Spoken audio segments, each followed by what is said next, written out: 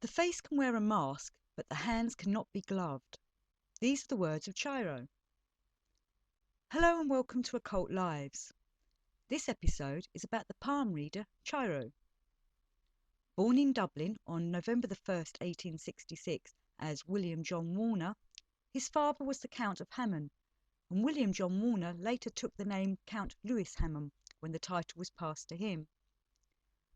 Warner became Cheire when he began his palmistry career.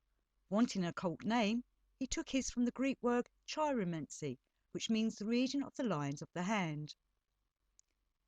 It was his mother who introduced him to reading the lines of the palm. He was 11 years old, and she wanted to distract him from his father, who was busy with business. He was immediately fascinated at the lines and markings his mother pointed out. She told him to go look for somebody else with the same lines and markings on their hand as his own. So he set out, caught up in the mission. He never realised how late it was getting as he inspected every person's hand that he met, not finding any the same as his own or like any other. His worried parents found him late in the evening and dragged him back home. His curiosity in palmistry had begun. Cheire was sent to a school that were training for the church. But the day before his graduation, his father's business crashed, and Cheire found himself having to find a new path in life. He decided to travel to London, and on the train there he took a seat in a carriage that held one other person. As he went to sit down, he noticed a discarded book. He asked the other passenger if it was his, and the passenger angrily declared not. Cheire looked at the book and was astonished to find it was a book on palmistry. And not any old book on palmistry. It was a copy of the first Western book written on palmistry back in 1476, called The Art of Chiromancy. He felt the stars were directing him back to his hobby. He had read every book he could find on the matter, and he cheered at the fact that such distinguished philosophers as Aristotle and Pliny studied palmistry too, and confirmed Cheire's belief that palmistry is an old world science. It was the Christian fathers who had denounced palmistry divination as witchcraft and outlawed the practice, which is why, as Cheire says, this old practice fell to vagrants, tramps and gypsies to continue. Cheire wanted to find the roots to palmistry, and so he travelled to India, where he stayed with the Brahmins, who allowed him to read a most sacred book on palmistry and other occult works. This book he describes as being made from human skin, and the ink was of a red colour, and to preserve this book the pages had been anointed in a special oil. He was taught samudrika, the meaning of the lines on the body, and then he progressed to the higher science of hastarika, the science of the hands. When he felt he had learnt all that he could know from the Brahmins, he returned to London. Gypsies and fortune-tellers had been reading palms as their trade for centuries, so that was where one had to go if one wanted to have a palm read. Palmistry was not in the mainstream in Cheiro's day. There was no New Age type shops one could just walk in and have the palms or the tarot or whatever read. There was no high street occult type shop to offer such services. So when Cheire set up his office's business as a palmist, he was the first, an entrepreneur, and he had thoroughly studied his trade first. When he arrived back in London, he had come into a large inheritance from a family passing, and so he was able to set himself up. It was during this period that he had to decide upon a name for himself, a name that would be magical and would also advertise his talent. It was in a dream that the word Cheire stood out to him in both Greek and English letters, and he knew it was a name meant for him.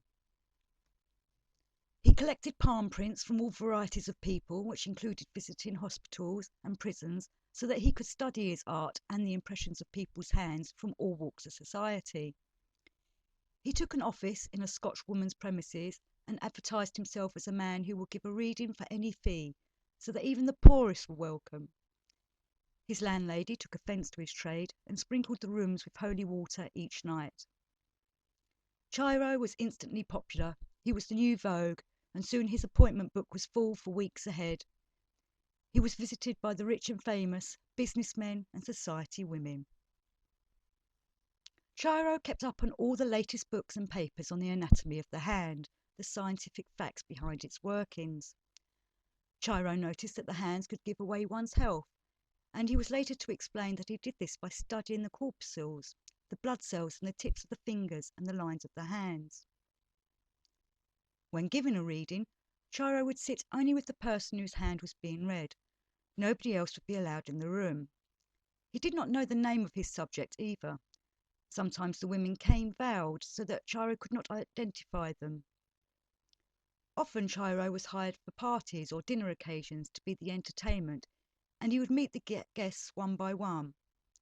He would be sat at a table with a curtain drawn across the middle.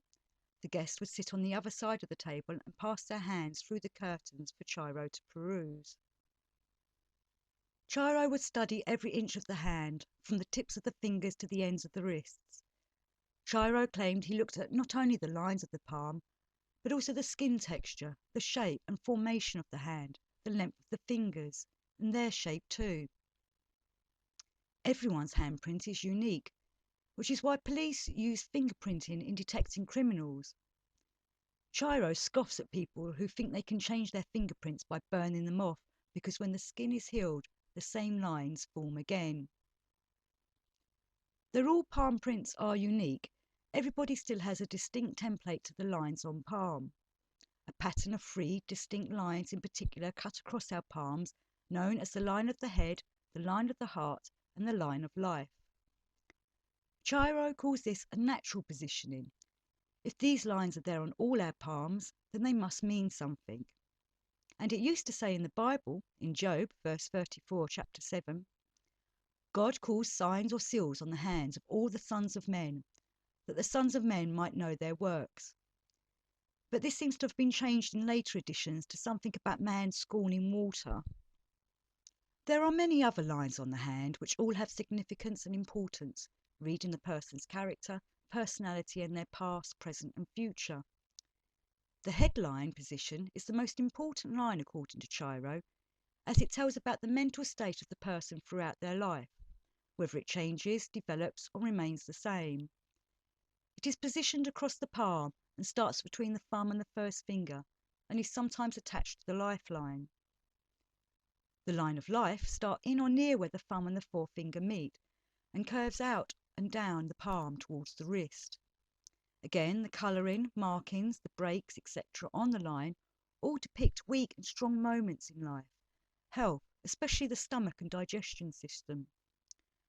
Cheire could read the lifespan and its up and downs from this line, when they would occur and how they would affect the subject. The heart line, the line across the palm below the fingers, relates to the affectionate disposition of a person and is also akin to mental love, to be in love, to love, and how we deal with it, whether one can receive love or even give it. One's character traits can be revealed by a few marks on the hand, whether the line is straight, curved, chained, deep, forked at the end, and so on, is all read by the palmist. Both hands are compared to see if there is difference in the lines. Cheire says the left hand reveals inherited tendencies, whereas the right hand shows the developed, cultivated qualities one does or does not learn as one grows. A true palmist will be able to read from the lines whether one's mental state has developed since childhood or not. Cheire claims that with palmistry, he can tell if one has an imagination or not. The hands are covered in lines, marks, crosses, islands, and all these marks and where they are placed indicated something, whether it is to do with the character, the future, or the fortune of that person. At one of the many parties Cheire performed at, he was asked to read a rather fat pair of hands that had been pushed through the curtain.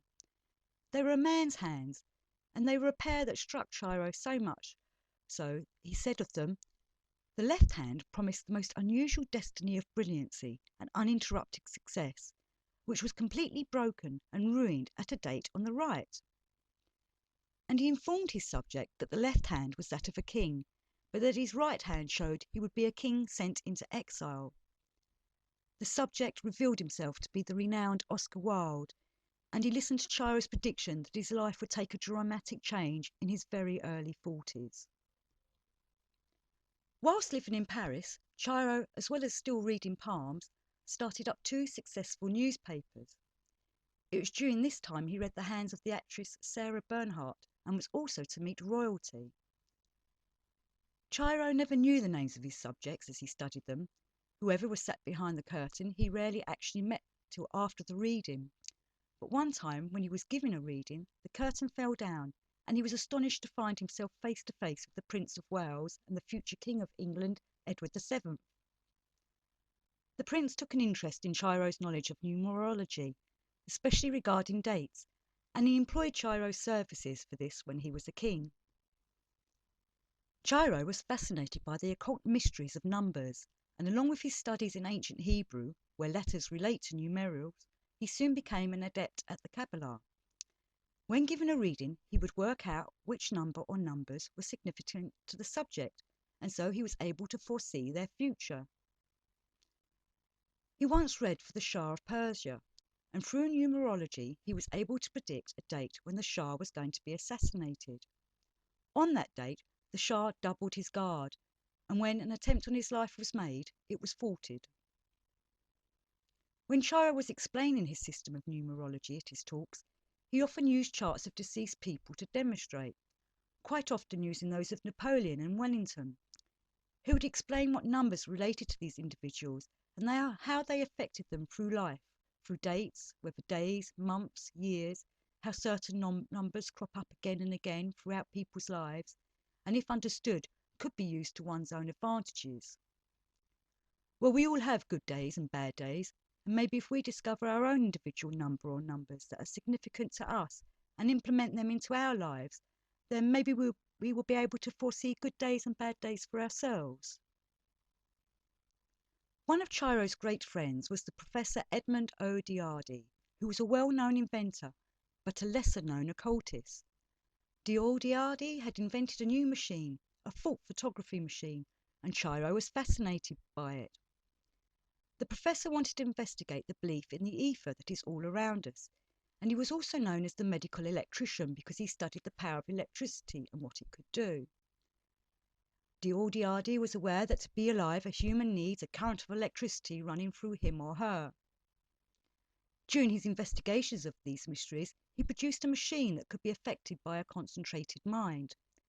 The apparatus consisted of a needle that was attached to an arm that hung over a disc. The point of the experiment was to move the needle with the power of the mind, and the movement would make a mark on the disc below. Cheire championed this kind of invention. Cheire wanted to make the world a better place. Every day he could see the suffering and misery of most people's lives.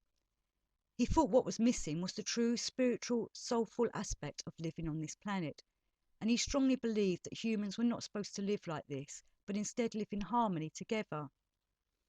He thought this could be accomplished if people would learn the occult ways, perhaps train in occult studies, and thus understand the mysteries of life. If everybody had the astrological birth chart read to them, then they would hopefully follow the right path and accomplish their mission on life. If every person understood the way of numbers and how they affect them, then they would live a better life, knowing and understanding how the world operates. But sadly, too few have faith in this kind of teaching, and so the majority live their lives with no guidance from the map on their palm or the astrological birth chart that reveals all. Cheire had taken on so many appointments that he became ill under the strain and ended up having to shut shop to recover. This took a few months, and by the time he was back to full health, he had decided to go to America with the idea to start up a new consultancy there.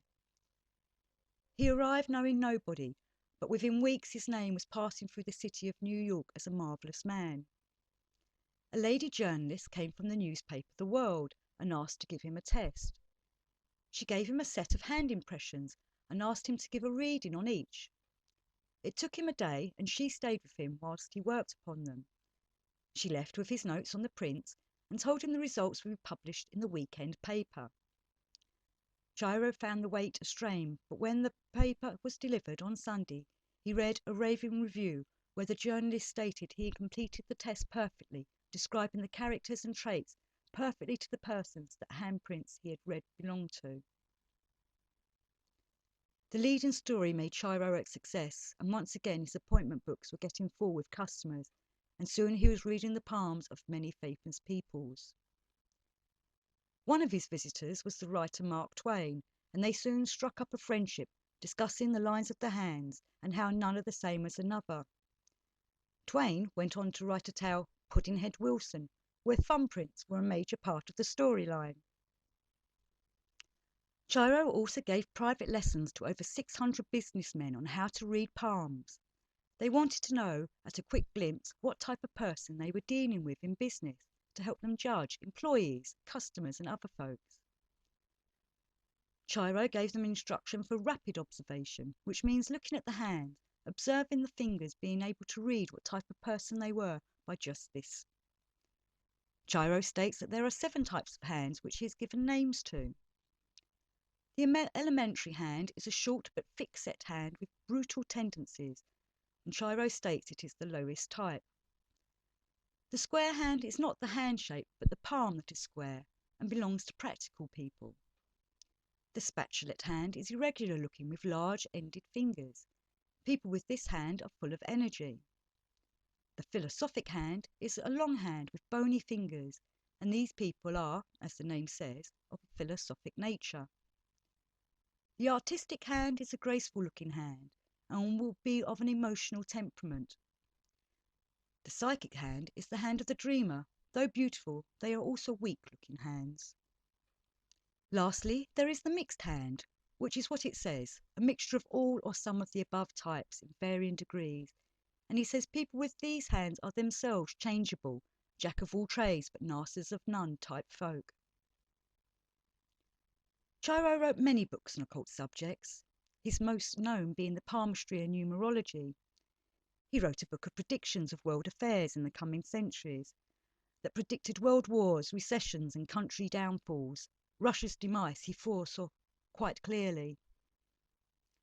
He seemed to be particularly concerned that the world was going to be battered by many earthquakes, and he devoted a whole chapter to it, along with other chapters on ancient history, such as the origins of the pyramids of Egypt. Cheire said one can predict the future because he believed that behind everything there is an intelligent design, and that intelligent design, whether we call it God, nature, or whatever, has a plan to how the universe unfolds, a blueprint to existence and everything else that happens, and that he, Cheire, was lucky enough to see into that blueprint with the aid of his numerology and other divination gifts. Cheire died on October the 8th, 1936, aged 69 in California, where he had set up a thriving practice of reading the hands of the rich and famous. Cheire believed his talent of divination and numerology to be a gift that he was grateful for, but he was concerned about fakes and fraudsters who were out there now making a living from the same trade. He feared imitators would bring the trade into disrepute due to their poor knowledge of occult sciences. He believed one had to be an adept to be able to read palms properly, and he continually regarded himself as an ongoing student of the occult, ever learning something new. Cheire wrote, "One thing is certain, the occult side of life is the real life that, like a thread of gold, binds all together." All you have heard has been looked up and researched by myself, but you can find out more on Cheire in books, the web, talking and libraries. Thanks for listening, and until next time, peace and out.